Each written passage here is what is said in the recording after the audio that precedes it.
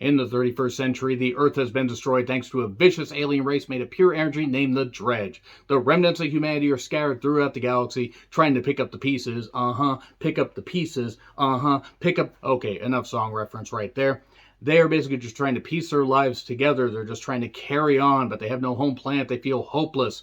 Fortunately, there is a ragtag group of people that are trying to cling on to a sliver of hope and find the Titan, which is a technologically advanced ship that can create a brand new planet with blackjack and hookers, but the Drej are back, and they are going to do everything they can to stop the Titan and destroy humanity once and for all. Get ready for the human race. I'm John Rentham with the retro view of Titan AE, one of my favorite animated movies of all time. A movie that really should have done a lot better at the box office, and unfortunately didn't do all that well. And Fox, I believe, ended up closing down their animation studio that was based out of Arizona. And it's a shame. I fully recognize taking out the rose-tinted glasses and watching this as a 41-year-old after watching it in theaters when I was 19 and a couple other times since, that sure, some of it hasn't aged all that well. Some of the parts look like MS Paint, 2.0. And some of the, animation, the blending of it with beautiful hand-drawn animation and, the space age effects and the CGI, it works well. Sometimes it works well, sometimes it doesn't. But it's fun. It's really, really fun. And it just gives me a warm, fuzzy feeling. I just really, really enjoyed, even though I fully recognize, once again, some of it hasn't aged all that well. So it is from director Don Bluth, and if you think that name sounds familiar, but you can't quite place it, maybe these movies will ring a bell. Secret of NIMH. Man, that movie was pretty goddamn scary when I was a kid. American Tail.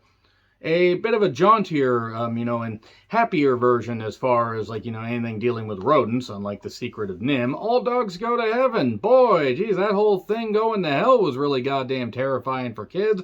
Land Before Time, the first one, before they made about 18 million of them. And Anastasia. It was also directed by Gary Goldman, not Oldman, but Goldman, and he also helped direct Anastasia. The movie had quite a few writers. A few people did the story, a couple of people that did the screenplay. Like Hans Bauer, who did Anaconda and Komodo. No, really, the writer of Anaconda contributed to this. Randall McCormick, Speed 2, Cruise Control. Did you see that? You shouldn't have. It was rubbish. Scorpion King, which was decidedly better than Speed 2. It also featured Kelly Hu, who, my goodness, this isn't about Kelly Hu. Let's get back to this. And Ben Udlund, who did variations of The Tick, and I'm not talking about what Gene Anderson had. If you get it, you get it. And also some episodes of Supernatural. John August, who did Go, Charlie's Angels, I believe Charlie's Angels, Full Throttle, I think that's what the title was, Big Fish, Dark Shadows, and a few others. And also Josh Whedon, hopefully without any abuse. Josh Whedon kind of proved himself to be a piece of shit, didn't he?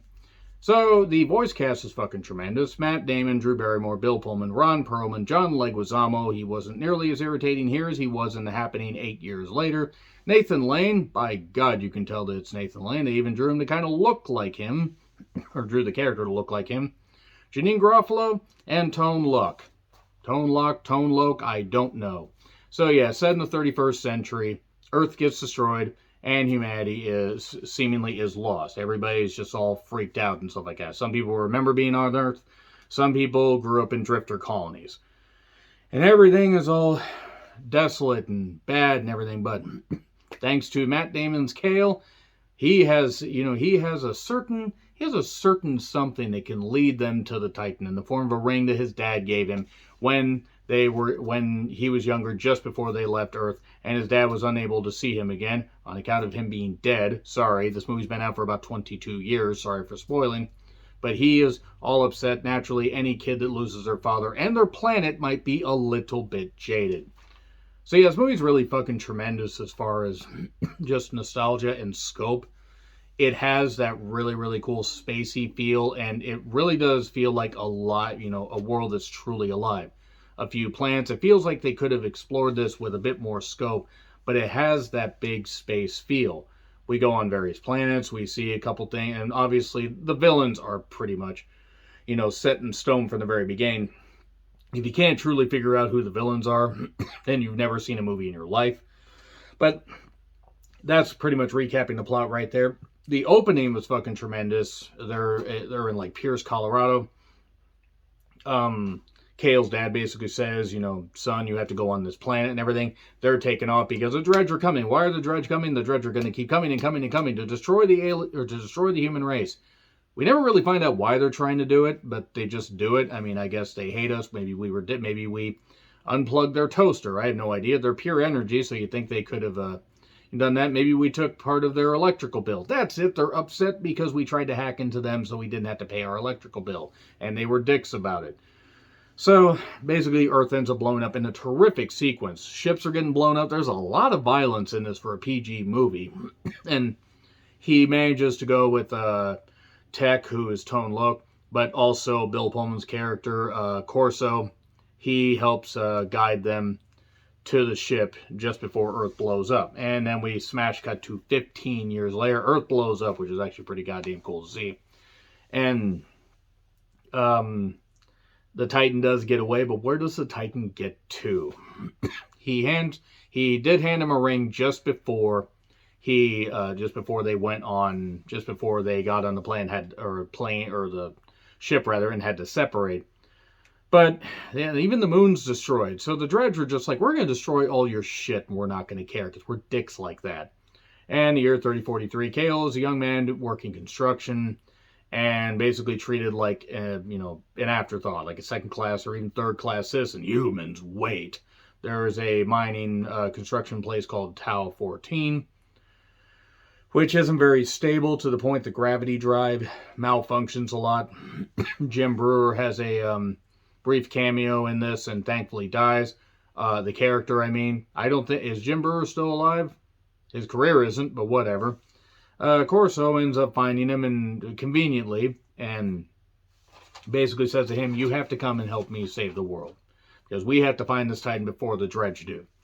And naturally, the Drej, because this ring has the map and everything, the map is in his hand, he can find this stuff and whatever. The Drej want it because the Drej want to take the map and destroy this stuff and really wipe out humanity because, again, they're dicks like that. So, once Kale and Corso have a bit of a shootout with the Drej and Jim Brewer's character gets killed, he meets Akima, who is voiced by Drew Barrymore. A romance blossoms between Kale and Akima, who she grew up on one of those drifter colonies. Naturally, he's kind of a bit of a dick at first, but of course, he ends up having to be heroic, even though he feels that his dad abandoned him. It actually turns out that his dad did everything he could to see him again, but he saved him. And they end up going to this one planet that's full of hydrogen trees, where if you run into one of them, they explode. Thick, veiny balloons and everything. It's like varicose veins on tits. So, Veritit veins? No, okay, that doesn't work. Let's move on. So, there's this a race called the Gowl that kind of look like if Darth Maul and a Vulture had a baby, and a Gargoyle had a baby, so they would have all been human centipede together, and I'm going to keep shoehorning that in no matter what. They basically show, okay, put your hand up to the sky, to the moon. Oh, look, my map is doing these cool things. So, there are these other aliens on this ship. And I have to turn this back, I apologize. There's Gur, which is, John Leguizamo. And then there's Preed, voiced by Nathan Lane. There's Stith, Jeanine Garofalo. And then, of course, the Drej. The Drej keep finding this planet conveniently. Like, they keep finding it where it's almost like somebody's leading them there. Or they just are drawn to the fact that, oh yeah, these people are going to this obvious location. Let's just go there. We're dicks like that. So, these Goa'uld have to carry them and fling them around and everything, like the winged creatures that they are. Kind of reminds me of World 6, Level 2, where you have to jump on all the albatross, or whatever they were actually called, in, Doki Doki Panic, aka Mario 2. That fucking level was goddamn atrocious.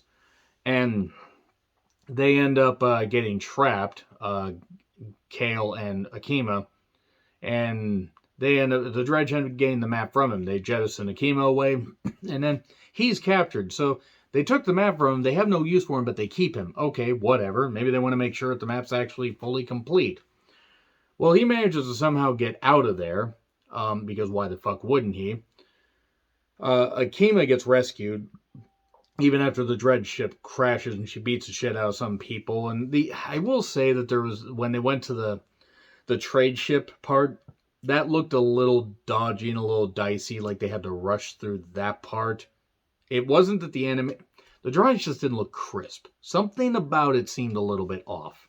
But what happens is, after Kale gets on Drej ship and gets back to the Corso ship, him and Akima over here. Oh, it's these people that were obviously trying to help us that were actually villains. Oh, pretends to be shocked. Corso and Preed are in on the whole goddamn thing. And it turns out that, well, your dad was a coward. He didn't tell them where they were, or where the Titan was. He ended up dying, and we're going to destroy this thing, and we're going to get a whole lot of money. Because you can't beat the Drej. Nobody can. They're pure energy. And Kale and Akima manage to escape, but Akima gets shot. They manage to somehow land in the Shanghai part of space. Seriously, it was like a melting pot of stereotypes. And Kale sees a boy playing soccer, and he sees a picture of a soccer player back on Earth, and kind of gives him a little bit of a tingle, like, maybe Earth is worth reviving. So they go to this ice planet, the ice rings of Tigran. It said Tigran Hulk. Put down the spray can. Hulk, it's 3043. How the hell are you still here? Oh, fuck. Hulk's ad again. Basically, Corso's ship, they try to go there, but the ice interferes with all this stuff. It turns out the ice rings and the ice, the ice little barbs and everything, it's like throwing jacks there. And you get foursies if you throw them down right. Nobody remembers jacks. If anybody remembers throwing the ball down and picking up jack, anybody remembers that, I will be shocked. So they end up, kind of getting trapped in the ice and everything, but they manage to get away. And then Corso says, "Oh, there they are. Let's just fire these lasers. We had lasers all this time. Why the hell were we letting our ship get damaged?" So, basically, they get to the ship first, Kale and Akima, and they find out, oh shit, there's all this animal DNA here. What the hell can we do about this? I'll tell you what we can do about this. We can stretch the plot out a little bit more right here. It sounds like I'm knocking the movie. I'm actually not. It's just convenient they get there, and then they have to have a final shootout. Goon, rather, is his actual name, not Goo. He stops an explosion with his face, and ends up being knocked out or dead or something. Kale and Akima find out, they activate the ship. Kale gets a message from his dad, and he apologizes for not being able to see him, but he is dead if he's seen this message. This can create another planet, but in getting away now, the fuel cells are drained. So they gotta find another energy source, and then the process is easy. So you can't beat the Drej, they're pure energy. Oh, that's how we could do it, because Preed ends up betraying Corso. So he gets his neck snapped, which is kind of violent. And then Corso drops, and is okay because he catches himself on some cables that are down there. The Drej start firing on everybody and everything and doing all this stuff, and they're suddenly going to fire their big old laser and shoot down. Well, the couplings that are going to activate the whole damn thing are almost working, because they're going to make that thing run on Drej energy. Okay, one coupling is like this. One coupling is like this. And the other one's like, no, we're like opposite. We're like, opposite ends of the magnet. We're not going to do this. I don't know what I'm on about. They did stuff like that. And then Kale goes out to try and figure out what's going on. They had all of 4 guns on the goddamn Titan just in case, a mosquito came around. They, Stith and, Akima were firing on all the Drej ships, but they got their guns knocked out. And then Corso was like, "Hey, maybe this is worth saving. Let's try to figure it out." He has a heart of gold, and he actually he sees that Kale can actually have a future. He says, "Go, it's better this way." He basically sacrifices himself because he got damaged, and that's a lot of damage. And he activates the thing. Cameo gets back inside, puts the ring on there. It activates, it takes all the ice and everything and molds it around and does all this. And woo! God damn, I'm dizzy. And Does all that and basically forms a new planet. We're gonna call the planet Bob. You can't call planet Bob. It's a new Earth, and also Planet Bob. And Akima and Kale kiss, and there you go. That's it. Earth 2 Electric Boogaloo. The soundtrack, by the way, is fucking tremendous. I probably forgot to mention the soundtrack, but lit. Power Man 5000, Jamiroquai. A whole bunch of bands from that time where if anybody remembers any of those bands, I will be amazed. But in all seriousness, Titan AE, fucking tremendous. They gotta release it on Blu-ray. God damn it, Fox, release it on Blu-ray. It would sell like crazy. Is it a perfect movie? No. But does a lot of it hold up? Yes. Are there some dodgy points in the animation? Yeah. Some very dodgy points. They tried some new things, and some of it looked good, and some of it was like, ooh, boy, we should have done a redraft of that. But overall, a whole lot of fun. Let me know your thoughts in the comments. Like, share, subscribe, Twitter handle in the description. I'm John Ritlin. I'll see you soon.